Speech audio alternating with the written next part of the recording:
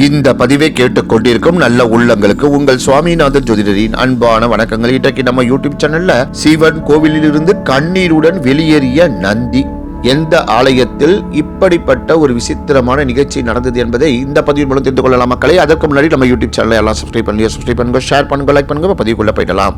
பொதுவாக சிவபெருமானுக்கும் நந்திக்கும் இடையே இருக்கும் அற்புதமான தொடர்பு உலகறிந்த ஒன்று. சிவன் கோவில்கள் எங்கெல்லாம் இருக்கின்றதோ அங்கெல்லாம் சிவனுக்கு எதிரே அவரை பார்த்தபடி மண்டியிட்டு அமர்ந்த நிலையில் இருக்கும் நந்தியை பார்த்திருக்கிறோம். இது என்ன புதுசா சொல்றீங்க? சிவன் கோவிலில் இருந்து கண்ணீருடன் வெளியேறிய நந்தி என்று தலைப்பிட்டு அதையும் பகிர்ந்துள்ளீர்களே என்று தானே சிந்திக்கிறீர்கள். மேலே நான் சொன்ன வரிகள் அத்தனையும் உண்மைதான். ஆம், சிவன் கோவிலில் இருந்து கண்ணீருடன் வெளியேறிய நந்தி இல்லை, சிவபெருமானால் வெளியேற்றப்பட்ட நந்தியின் கதை. மகாராஷ்டிரா மாநிலம் நாசிக் அருகே உள்ள பஞ்சவதி கபாலீஸ்வர் மகாதேவ் ஆலயத்தில் சிவபெருமானுக்கு முன் நந்தி வைக்கப்படவில்லை. நாட்டிலேயே நந்தி இல்லாத சிவன் கோவில் இது ஒன்றுதான். இதன் பின்னணியில் ஒரு பெரிய வரலாறு ஒன்று. அது சுருக்கமாக உங்களுக்கு சொல்கின்றேன். ஒரு முறை இந்திர சபையில் பிரம்மனுக்கும் சிவனுக்கும் இடையே வாக்குவாதம் உண்டானது. சிவந்த கண்களுடன் சிவபெருமான் சினத்தில் இருந்தபோது பிரம்மனின் 5 தலைகளில் 4 தலைகள் வேதங்களை உச்சரித்துக் கொண்டிருந்தன. ஆனால் ஒரு தலை மட்டும் சிவனுடன் தர்க்கத்தில் ஈடுபட்டது. வெகுண்ட சிவபெருமான் அந்த தலையை கொய்தார். இந்த செயலால் சிவனுக்கு பிரம்மஹத்திய தோஷம் ஏற்பட்டது.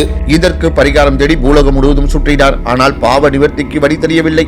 சோமேஸ்வரர் என்ற இடத்துக்கு சிவன் வந்தபோது பசு ஒன்று தன் கன்றுடன் பேசுவதை கேட்டார்.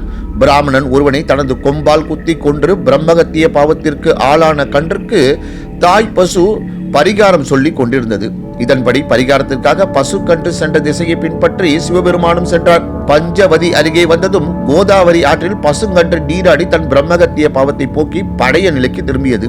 அதே இடத்தில் சிவனும் நீராடி தனது பாவத்தை போக்கிக் கொண்டார். பின்னர் அருகே இருந்த மலையில் சிவபெருமான் குடிகொண்டார். சிவனை பின்தொடர்ந்து சென்ற பசு அவருக்கு முன் மண்டியிட்டு அமர்ந்தது. ஆனால் இதற்கு சிவன் ஒப்புக்கொள்ளவில்லை. தன்னை பிரம்மகத்திய பாவத்திலிருந்து விடுவித்ததால் குருவுக்கு சமமானவர் என்றும் அதனால் தன் முன் அமர வேண்டாம் என்றும் நந்தியை கேட்டுக்கொண்டார். ஆனால் நந்தியோ சிவபெருமான் மீது கொண்ட அளவு கடந்த பக்தியால் கோவிலில் இருந்து வெளியேற மறுத்து தன்னை அனுமதிக்குமாறு சிவனிடம் மன்றாடியது.